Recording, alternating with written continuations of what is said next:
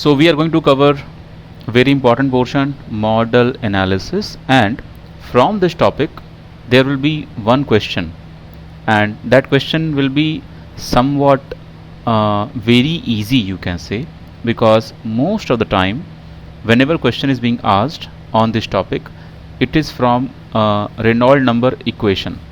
You have to equate your Reynolds number for your model to Reynolds number for your prototype. So mostly this is going to be your question in upcoming GATE exam, but uh, we don't have to be specific on a particular concept of Reynolds number alone. We are going to discuss this chapter in detail.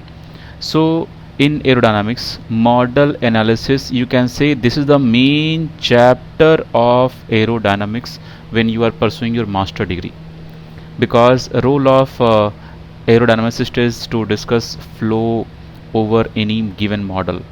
So why model analysis is playing very important role in aerospace sector?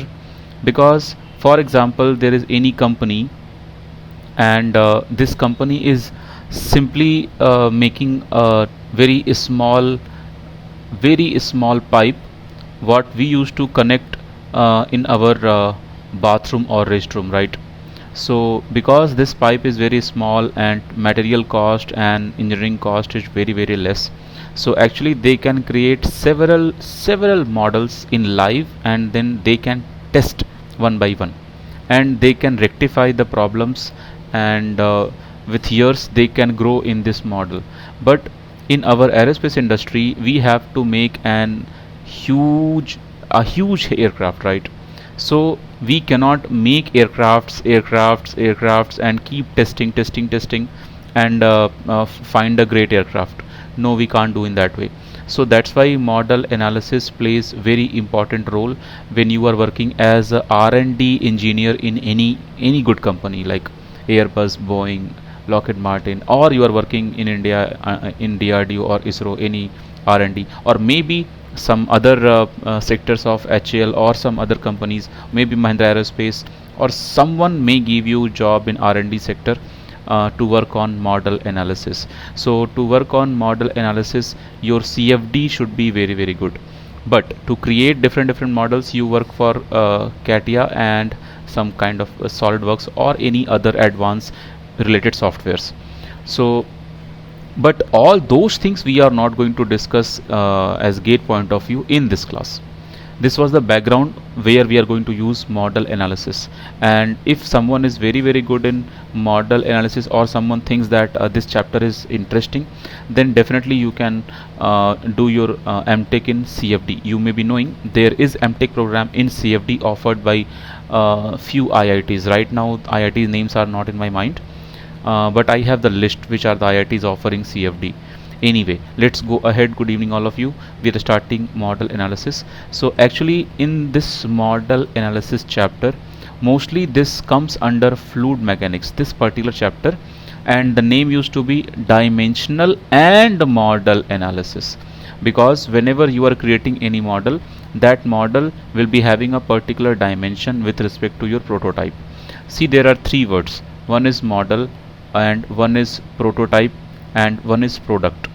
So for example, if you suppose recently India came up with a fighter, name is Tejas, right? Tejas aircraft. So the first fully working Tejas aircraft what we have developed after testing so many models, small models, we came to the first properly working aircraft, that you will call as prototype. And after that we'll be making lot of copies, so those copies you will say as product, like how many pieces a company is getting order to manufacture, those pieces will be product. And the first piece is prototype, and small other pieces what we have made for testing purpose. But of course we don't make those physically, we make them using softwares. We don't make anything physically. Once everything is running well in software, then we develop our prototype, and that prototype we don't consider as the perfect one. So that prototype will be tested by a test pilot, and salary of test pilot is very amazing as compared to other pilots. Okay, so we have test pilots for different aircrafts because their life is in risk, so company is paying them huge salary. So in case of model analysis, when we talk about dimensional analysis, that part we don't have to cover for gate exam, but you should know what is dimensional analysis. So actually main work of dimensional analysis is dimensional analysis I'm talking. Main work of dimensional analysis is to discover or to manufacture a new formula for any particular job in which lot of variables are known. Okay, for example, there is any object, suppose this aircraft, this object is flying in air, and because of that object is generating lift, drag, and some thrust is there and weight is working downward. So in all these variables, air speed is v, angle of attack is alpha, lot more variables are available. So we want to formulate this situation. So if you want to formulate this situation, then in under which chapter you are going to do this? So that chapter is dimensional analysis. There are two ways to do the formulation.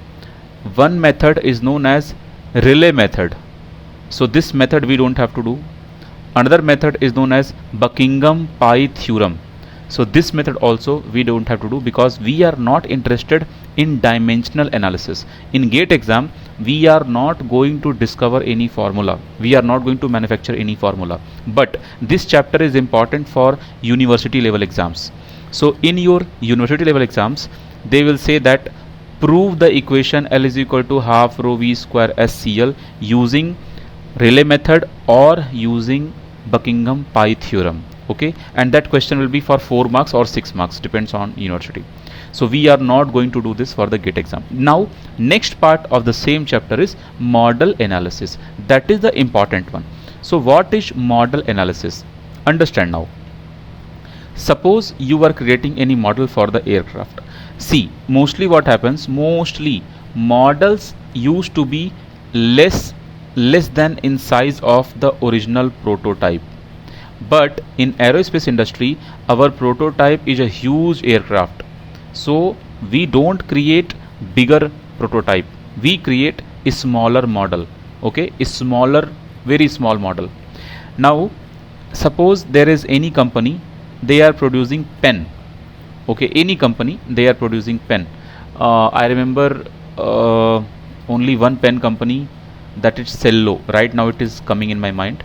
Cello is a pen company. I'm not sure spelling is correct or not. I think CEILLO something. I is somewhere. So Cello is one company. They are producing pen. And suppose they are hiring engineers, and those engineers have to create models for the pen. So that model of the pen cannot be smaller than the prototype. So that model will be bigger than the prototype. If you will visit the Cello company, they will be having models of the pen of human size. It's like this will be the pen like this, and here, and you will be having one sphere running here. So this sphere cannot be lesser than the original pen size because we have to model that, we have to represent to our team. Okay, so in most of the cases models are smaller than prototype, but in most of the cases models are larger or bigger than the prototype. In our case of aerospace department, our models are going to be smaller than the prototype. Not only in aeronautical or aerospace department, even in nautical science or automobiles, models used to be smaller than prototype. Let's go ahead in detail. Whenever you are going to compare a model with respect to any real prototype, so how do we compare models with prototype? So suppose this guy is model and this guy is prototype.